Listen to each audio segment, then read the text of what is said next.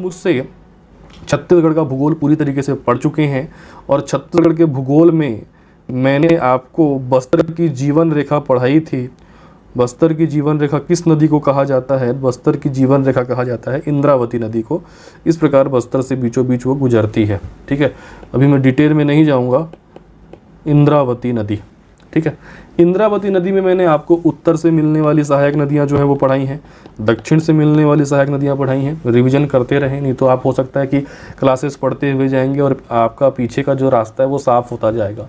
ठीक है, तो इंद्रावती की दक्षिण से जो मिलने वाली सहायक नदी हैं, इसमें मैंने आपको डंकिनी संकिनी नामक जो है आपका नदी जो है बताई थी। ठीक है, तो दो नदियाँ मैं यहाँ पे लिख देता हूँ, संकिनी नदी और आपका डंकिनी नदी।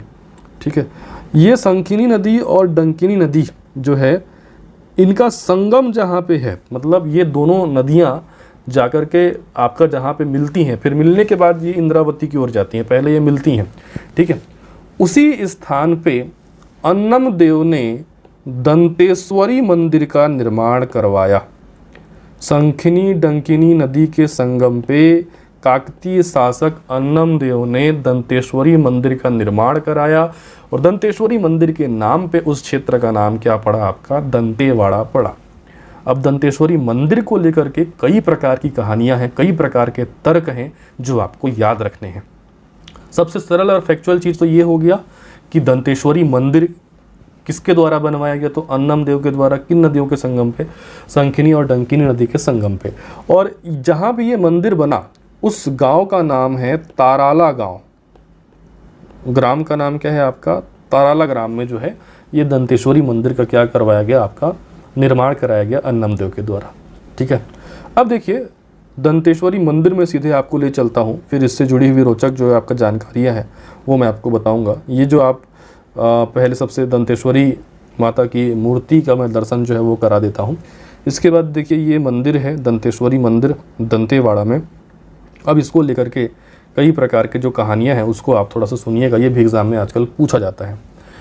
सबसे पहली चीज़ कि दंतेश्वरी जो माता है या दंतेश्वरी जो मंदिर है उनको 52वां शक्तिपीठ जो है वो माना जाता है।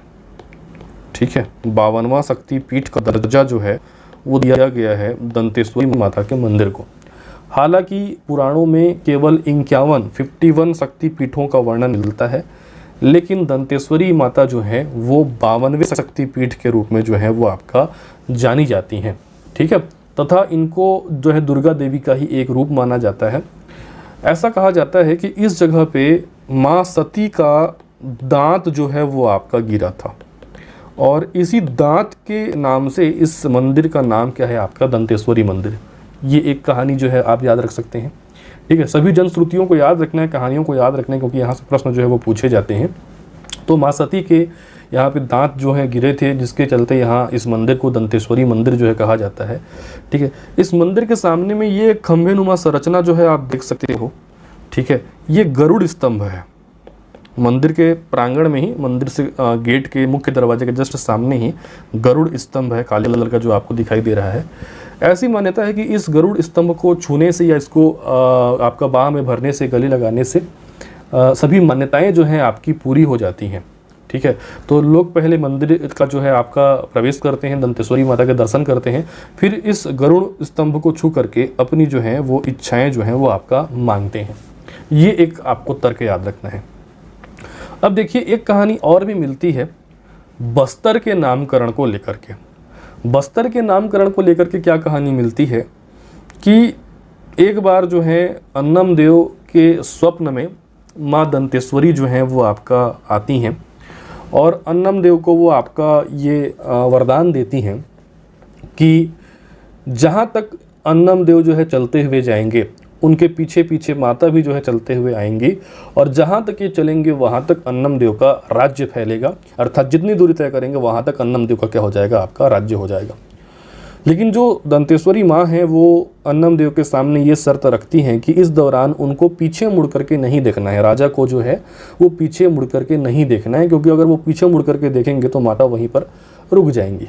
ठीक है, तो इसी शर्त के अनुरूप जो है माता के सामने सामने जो अन्नम देव है वो उत्तर दिशा की ओर चलते गए और जब वो डंकिनी संकिनी नदियों के संगम पे पहुँचे, जब उस नदी में प्रवेश किए, पानी में प्रवेश किए, बालू में प्रवेश किए, तो नदी पार करते वक्त जो आपके माता के पैर हैं वो बालू में धंस गए, पानी में धंस गए, और उनके पायल की जो आवाज़ है वो राजा को आनी जो है वो बंद हो गई।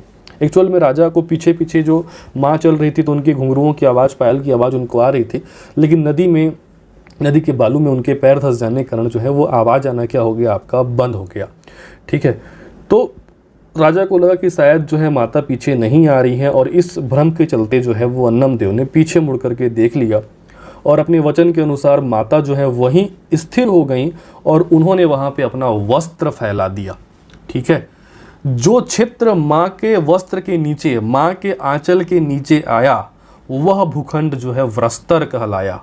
वस्त्र शब्द से बना है क्या, वस्त्र, और वस्त्र से कालांतर में क्या हुआ, आपका बस्तर। माँ के आंचल के नीचे, उनके वस्त्र के नीचे जो क्षेत्र आया वो क्षेत्र व्रस्तर कहलाया। आज वो क्षेत्र क्या है, आपका बस्तर है। बस्तर का एक नामकरण इसको लेकर के भी जो है वो आपका कहा जाता है।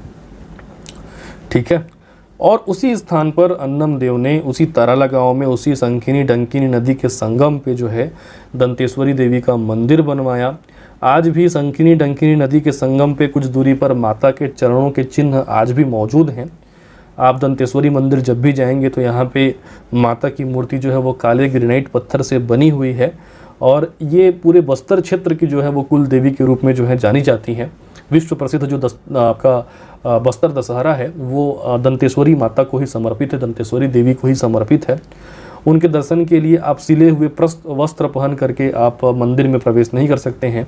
धोती आप या लुंगी, इस प्रकार के वस्त्र जो सिले हुए नहीं होते हैं, ऐसे वस्त्रों को पहन कर ही जो है मंदिर में प्रवेश की अनुमति जो है वो आपका होती है। ठीक है, तो ये कुछ बातें हैं जो आपको सुन करके कहानी के रूप में याद रखनी है, हर चीज़ को रटना नहीं है आपको।